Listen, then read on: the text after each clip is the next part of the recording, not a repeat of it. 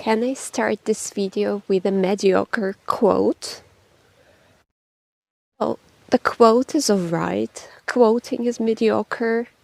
I want to quote my favorite character from the book that I hate. Sorry for that. It's Joe from Little Women. And I want to say that women have... What do they have? I already forgot. Women have minds as well as hearts. They have ambition. They have talent as well as beauty. And I'm so sick of the saying that love is what women feed for. I'm so sick of it. But why am I so lonely?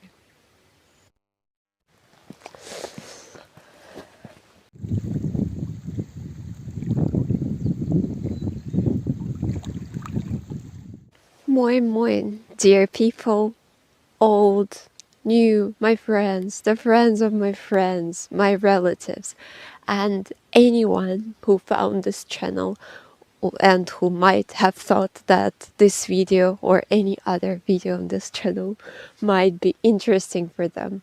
I'm Anna of northern Germany, a survivor, fighter, a writer, and today there is a bit of a new format. Maybe it's going to be a failure because I still have, well, my tools, my filming tools are not perfect, but I'm trying. And since I am by the sea today, I decided to express my thoughts by the sea. And what I'm going to talk about the recent scandal with Neil Gaiman and about cancel culture. But I'm not going to suggest throwing the books away or doing any stuff, because there is not going to be a clear solution, because the problem is very, very, complex. And I just want to speculate about this topic because it worries me a lot recently. I suggest you enjoying a bit of the sea, enjoying a bit of amateurish me, and hopefully I will manage to present my point of view clearly. So what's the issue? What's the issue if you are not aware of something that is going on? And I envy you because, yeah, it's terrible. It's horrifying because another author who used to portray himself as a feminist, as a modern author, turned out to be a monster, a person with the word R. I still don't know how YouTube reacts to this type of words. I think it doesn't matter, we all know what I mean. I will write this word here. And also Neil Gaiman, he was accused of assault, abuse, harassment, and other stuff. And if you're interested, there are plenty of videos on YouTube. There is the podcast, this podcast. There is an article, this article, but it's paid. If you're ready to pay for reading it, good luck. I didn't want to. I watched some video with a short presentation of the case. It was enough. So basically, Neil Gaiman assaulted and abused women who came to work to him, and it was also together with his wife, and potentially it was in front of his child's eyes. So yeah, as you can see, it's disgusting. It's really disgusting. What makes this case especially terrifying? The fact that Neil Gaiman really presented himself as a feminist author, and he also wrote kids' books, very beautiful kids' books.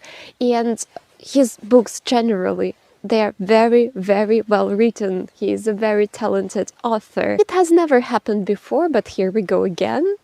As always, as we say in Russian, and he turned out to be a monster. Who could imagine? But yeah, well, actually, it's imaginable. If you watched the Sandman, Sandman is a real bastard. I don't know what you think about it. If you watch Sandman, tell me your opinion, because like Sandman is a real bastard. What was the actual situation? And the actual situation, I started to check it out on the video, and it was terrifying, and also people's reaction was very curious, because some people, different people, handled the situation a different way. From what I noticed, what they did generally, they either threw books away, burned them, they also put stickers on the books to, to separate the author and the creation. And also, for example, what I saw, if you watch my previous videos, there is one of my favorite creators, Christy Ann Jones. She's an author, she's also a bookish YouTuber and stuff, and she does this author's routines, and I know that she did Neil Gaiman's routine, and now it's deleted or hidden, so it's also her way to, fight against this situation. And I also understand that it's curious, it's really curious how it works.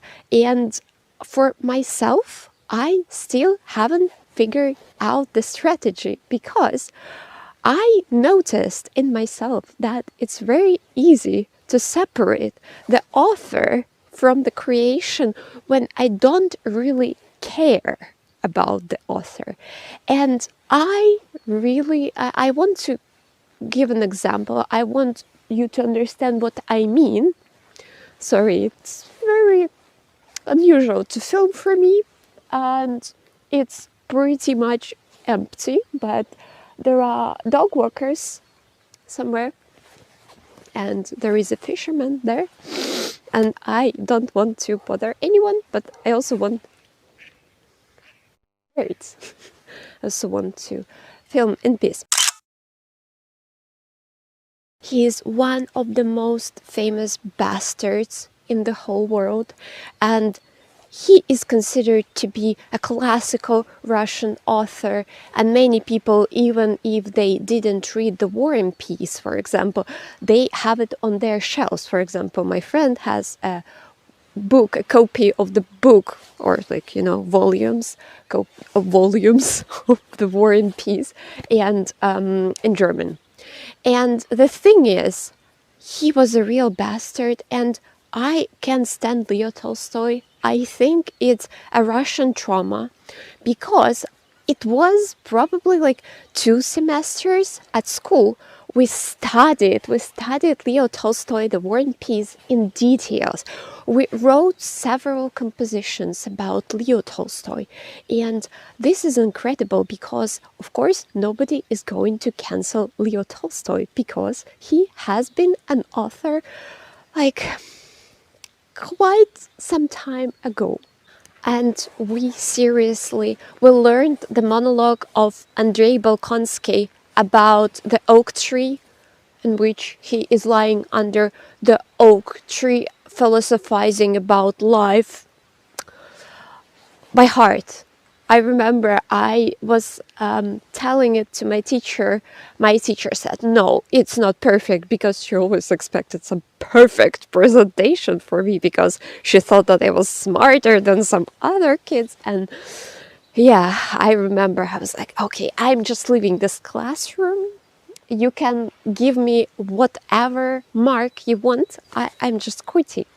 And also in the book, you can see what Tolstoy's attitude towards women, and it's horrible, because he whatever he calls Natasha Rostova, I think I will write the quote because I don't remember exactly, but it's horrible. And moreover, he was a home tyrant, literally a home tyrant. His wife, when she couldn't bear kids anymore, he started to shout at her that, what are you? You're not giving birth, you're not even my wife, you're not this, you're not that, you're nothing. So, and also his wife, when they got married, she got his diaries from him, like on the wedding day, and her wedding day ended in tears because he presented her with his diaries in which he described all his love affairs. So I wish Leo Tolstoy was cancelled, because there were also cases of abuse, he was a sex addict. He didn't really care with whom and how, and one girl among his servants died because of him. And I really wish he was cancelled, but it just doesn't make any sense anymore, you know? The dude died like hundreds of years ago, 1900s, I think he died, supposedly. And for me, it's very easy not to read Tolstoy because I can't care less. I don't like him. But also, there is another case, which is also, well, it's not similar. It's similar to Neil Gaiman's case. And here it's a bit more difficult for me because I will present you to this guy. His name is Eduard Uspensky. And you probably know him if you are related to the post-Soviet space, if you watch the cartoons. For example, my favorite cartoon, my favorite kids' book, Uncle Fyodor, his cat and his dog. It's the cartoon and also based on the book by the same author, and it was directed by him, partly, I think. The cartoon, it's about a boy who runs away from his home because his parents don't want him to have pets. So he just goes to a village where there are lots of abandoned houses. I think it was quite okay for these times, for the USSR, because people maybe fled. They were not allowed to move, I think, till some year, 1950s, 1960s, and then, from what I know, they massively started to move to the city. And there were lots of abandoned houses, and he starts living there together with a cat and a dog, and they are speaking animals. It's amazing. And what he creates, very, very kind, sweet stories for children. And Uncle Fyodor, his cat and his dog, is not the only one, and this is not the only cartoon, but it's incredible because he was a horror. He was a home horror. And at some point in 2020, some kind of a library wanted to name a kids' books award after Eduard Uspensky, which resulted in his daughter writing an open letter appealing to people, asking not to name this award after him. And she was also supported by her relatives and some of friends of her father. And he was a home tyrant. He belonged to a sect. If you know Neil Gaiman's background, Cling Cling, sounds familiar. And he abused children. He abused his first wife, second wife, third wife, 3 wives, I think he had. And he really, really worshipped this sect. And he knew all terrible things that were going on. And he did nothing. And he adored this sect. If you're interested, what happened? Well, it happened in a Russian style.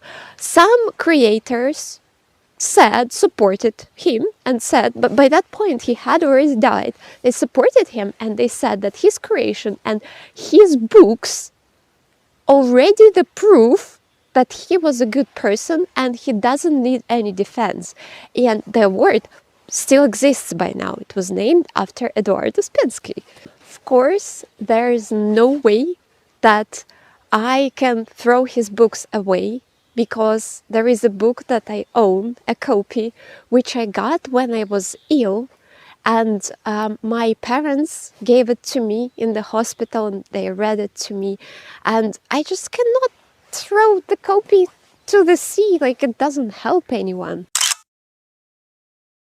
And another author who I don't really feel like, don't feel any difficulty in canceling it is J.K Rowling, because it happened that I never properly read Harry Potter. I don't really like Harry Potter. I don't really care. And also I have a trans person among my closest friends. And yeah, I just don't see it. But otherwise, when I care for the story, or there is a memory related to the book or to the movie, it's very hard to say no. It's very hard to say goodbye for me, because, yeah, it's just difficult, And also, I don't really think that throwing the copy away will help. And also, I believe that if I put a sticker over the author's name, well, if it helps you, it's fine. I'm a rational person. I know what is under the sticker, okay? But okay, what should we do then? What is the solution then? If we lived in a perfect world, I would have said that who are the judges? This is the quote from Griboyedov. This is a Russian author. And it's like the woe is from the wheat. It's kind of a poem. It's amazing. If you find a translated copy, read it. It's amazing. Who are the judges? And we should put it into hands of the authorities, of the police. But we all know how the police works. And at the same time, like the cancel culture, from what I see, it's very difficult to, generations change and people forget. And many people who were cancelled in 2010s, I think they're doing quite great. I believe, maybe not all of them, hopefully not all of them, but people forget. Although, yeah, there is a belief that the internet doesn't forget, but it does, I think. And at some point, it just doesn't matter anymore. And yeah, the story must be about the victims, but also the cancel culture attracts disgusting people, because the internet is flooded with disgusting people who would start writing to the poor victims horrible, terrible things. My proof that people are disgusting on the internet sometimes, and not only on the internet. The recent case of Gisèle Pellicot in the court, although, she's like a perfect victim, there is nothing that you can accuse her of. But only 2 of the rapists admitted that they violated her. And all the others, they said, no, we thought that it was all right. And her husband was okay with that.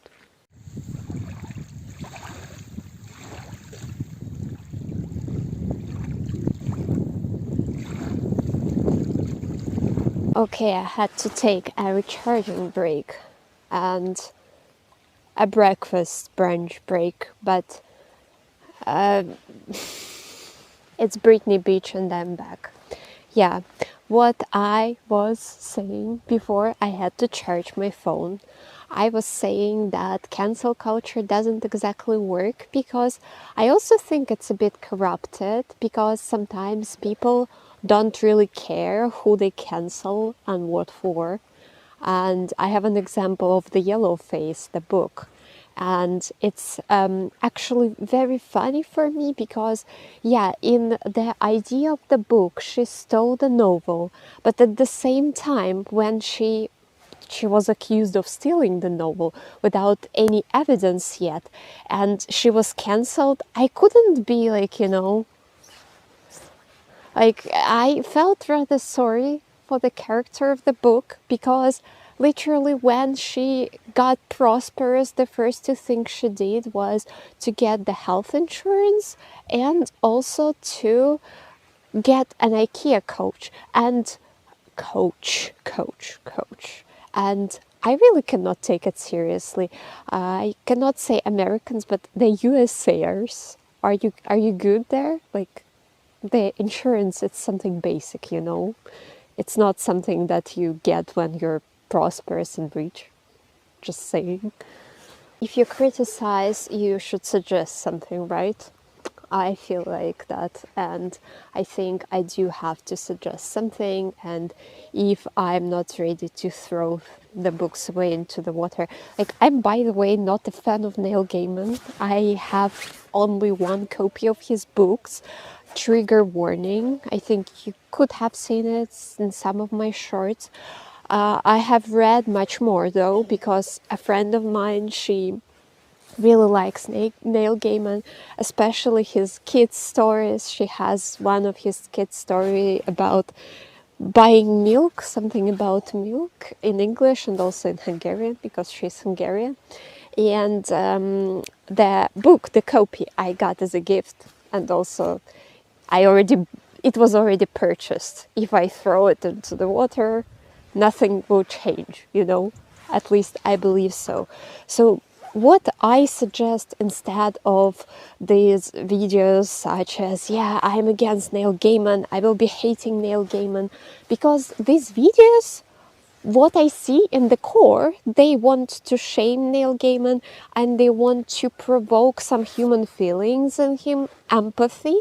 But I'm not sure that it's possible, because if he is the monster that he is, which we can see right now, which we can imagine right now, from the podcast, from the article, from the testifying of the victims, probably he's a psychopath, because he is also capable of pretending very well that he is a good character. And from what I know, and I'm a big fan of true crime podcasts, that's not exactly what you can change in a person. So instead, what I suggest, like, let's insist on pressing charges, because right now he's being sued, from what I know, and it's already good, because we don't have these tools that the authority system has against such cases. Because, yeah, cancel culture is one thing, but if he is already extremely rich, but if you are sued for many, many years, because, like, yeah, these cases, these assault cases, they're extremely difficult, especially after some time, because, yeah, it's basically Neil Gaiman's word against the word of the victims. You can exchange these comments for forever, unless the police is tired of you, but you must not let it be tired of you. Let's just persist. Let's just, if we make videos, I'm making a video, I want the authorities to press charges and to conduct an investigation against Neil Gaiman. And mostly, I want it to be about victims, because it's always about victims. Victims are the most important. Their peace is the most important, because when they agree to speak out, they are living through this horror again and again. And I can say this as a person who got an asylum in Germany. And to get an asylum in Germany, I went through the 9-hour interview. That was another level of suffering. But yeah, you live through all negative emotions, all negative memories again and again if you have to testify. Another thing, together with pressing charges, I would demand a proper response from Neil Gaiman. Not like the victim blaming, nothing has happened, I am astounded. No. I already got such a response once when I had to stand for my rights in the flat search. You can watch my previous videos. That's not a response. That's not a response like, yeah, that actually nothing happened, I must have. No, we don't accept that. And also, what I want to suggest, is it cringe to quote the Bible on the sea beach? Don't worship anyone.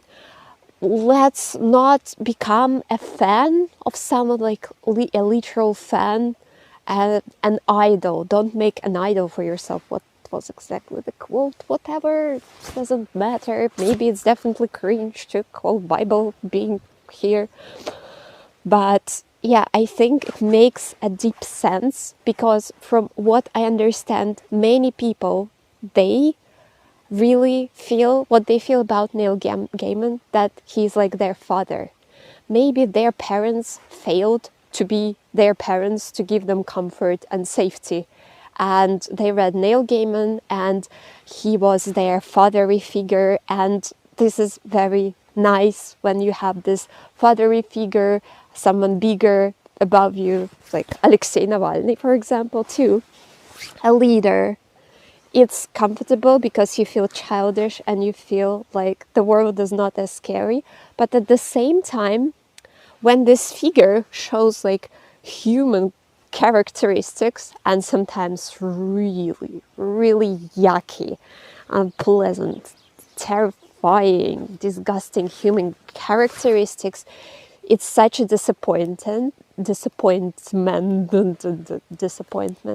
And at the same time, sometimes when you worship someone, it leads you to a dictatorship. Yeah, like in Russia. For me, it's easier to make a decision that I will not probably buy new books of Neil Gaiman. As I am not a fan of Neil Gaiman, it's easy for me not to buy his further books. And I think buying no further books of Neil Gaiman is actually a great idea, because yeah, books that you have already purchased, you already paid money. He already earned this money. But the future money that he can supposedly earn, yeah, let's not do it. Or at least let's wait for the official response, for the official investigation.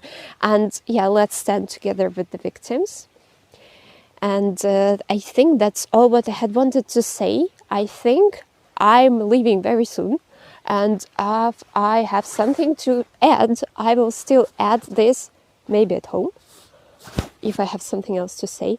And what I can say, yeah, that's an interesting format for me. I enjoy filming on the beach. It's actually not that scary, but it's because it's quite a quiet place. And I hope you enjoyed too.